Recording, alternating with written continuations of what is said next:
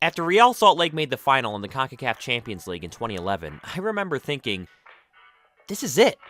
MLS was finally catching up to Liga MX. Not in terms of trophies or historical dominance, but just with the level of play on the field. And the results did improve. Kind of. The next year, 2011-2012, 2 MLS teams actually won in Mexico. Not bad after going winless in the first 15 years of the league's existence. Also that year, the LA Galaxy won their group, making it the second year in a row where an MLS team topped their group. In 2012-2013, the Seattle Sounders took out Tigres of Liga MX in the quarterfinals. That was the first time an MLS team eliminated a Liga MX side in the knockout rounds. MLS fans should take those small victories, but it wasn't all good news, because MLS didn't make the final in 2011-2012, or 2012-2013, or 2013-2014.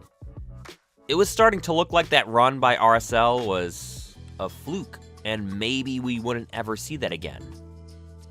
In the 2014-2015 edition of the CONCACAF Champions League, the 5 MLS teams that qualified were Sporting Kansas City, who won MLS Cup, Red Bull New York, who won the Supporters Shield, DC United, who won the US Open Cup, the Portland Timbers, who finished with the best record in the Western Conference, and the Montreal Impact, who finished 5th place in their conference and got knocked out in the Eastern Conference wildcard game.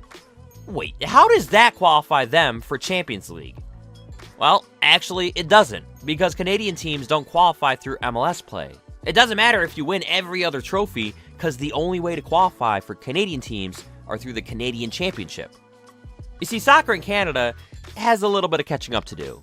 This year they're launching the Canadian Premier League, a new professional league with 7 teams. That'll definitely help. And the Canadian Championship, also known as the Voyageurs Cup, is debuting a new format this year which will feature 13 teams from 5 different leagues. Cool. But in 2014, you didn't have the Canadian Premier League, and the Canadian Championship had only 5 teams. Because of the lack of teams, a lot of people look down upon this tournament and say it's not a real trophy. I've heard some people suggest that the CCL should just scrap it and just lump the Canadian teams with the USA teams. Personally, I don't mind the Canadian Championship, but I do think it will be a lot better now that you have more teams involved. Besides, it's not like it's an automatic berth to the Champions League. You still have to play the games, and you still have to handle your business. Montreal did that, mounting comebacks in both the semifinals against FC Edmonton, and then against their rivals Toronto FC in the final. This goal by Felipe in the 91st minute clinched the championship. Montreal were in. But they weren't exactly favorites to win anything. Kind of like RSL, they were overshadowed by other MLS teams in the tournament. The difference is that RSL, while not that great in the year they actually qualified, 2009, they were really good the year they played in Champions League, 2010. That season, they finished with the 2nd best record in MLS. In comparison, the Montreal Impact were really bad the year they played in the Champions League, 2014, where they finished with the worst record in all of MLS. Now, I think I need to at least bring this up. Since RSL made the final in 2010-2011, the format of the tournament changed. No longer 4 groups of 4 teams, each team playing the other 3 teams home and away for a total of 6 games. Now, it's 8 groups of 3 teams, each team playing the other 2 teams home and away for a total of 4 games.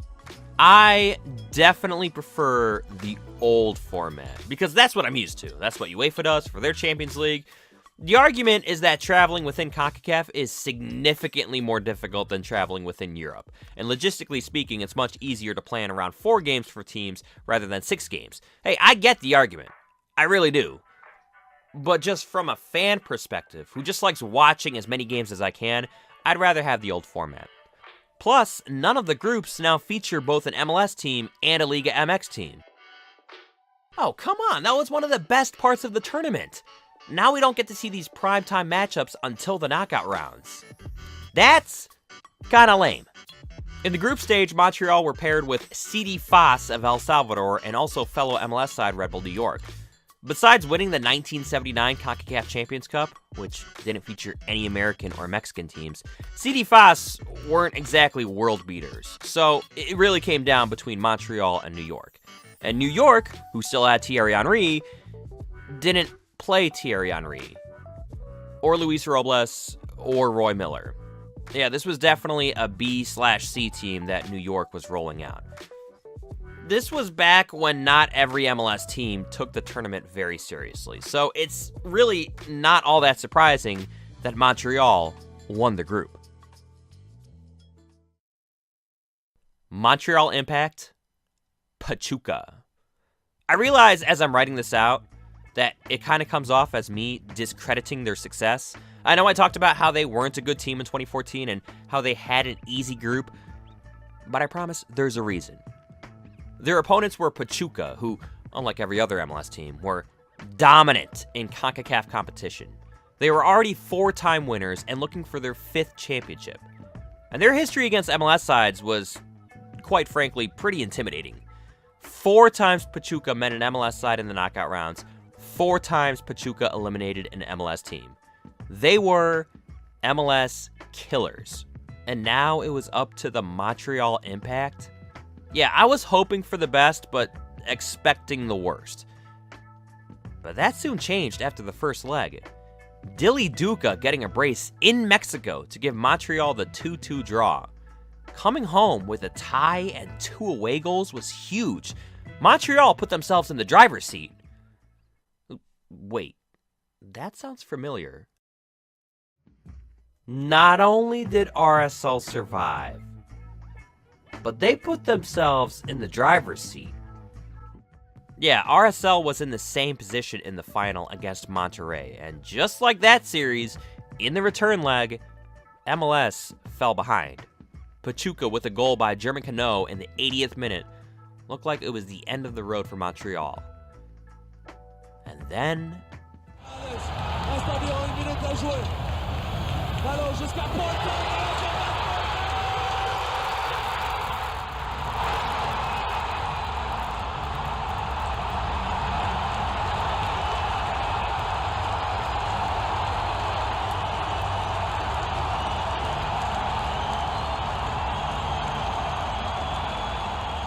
oh my God.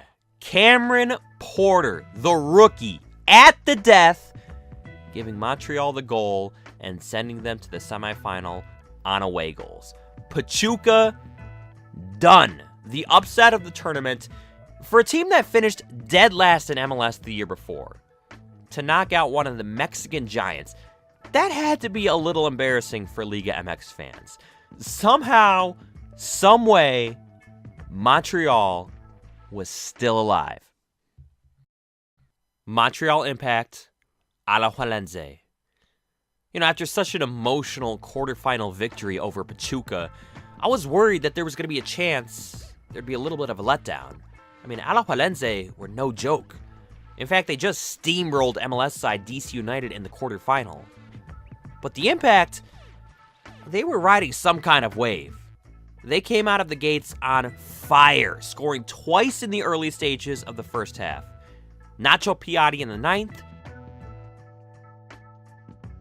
and Victor Cabrera in the 14th.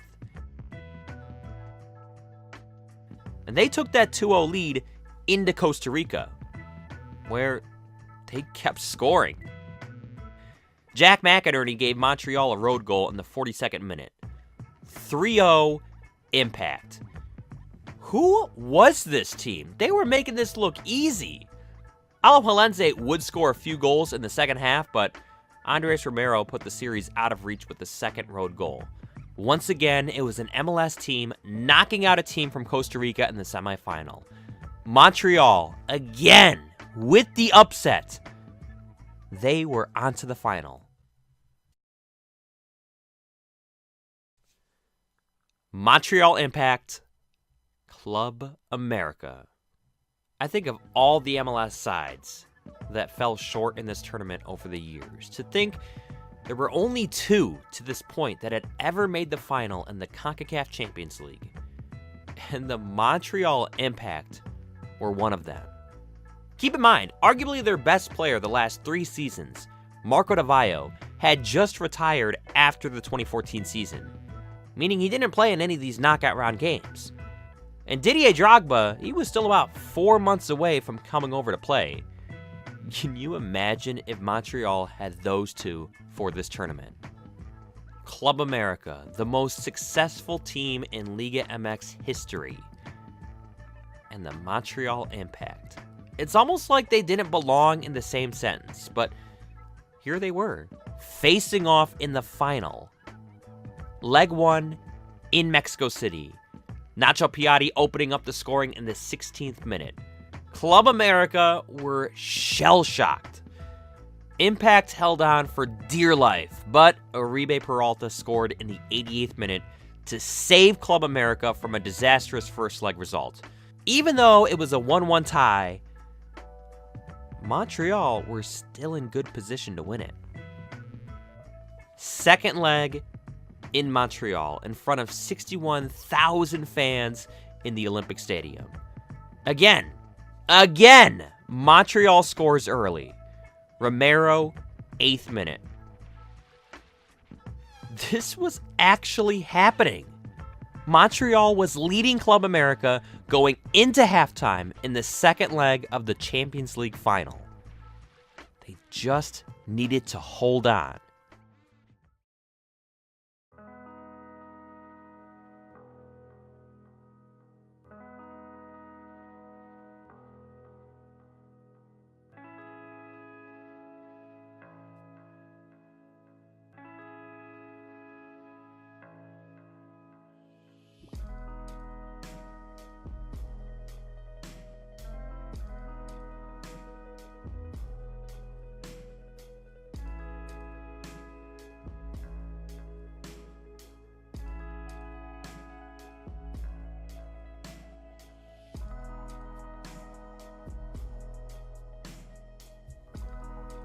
I want to know what the locker room was like for Club America at halftime, because something must have been said.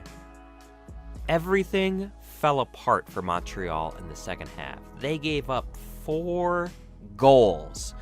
McInerney did tally in the 88th minute, but it didn't mean anything. It was already over. The Cinderella run had ended. What a run it was. The Montreal Impact had proven that past results don't matter. Anyone can come together and make magic happen. MLS was once again on the doorstep to CONCACAF glory. Their next chance would be their closest yet.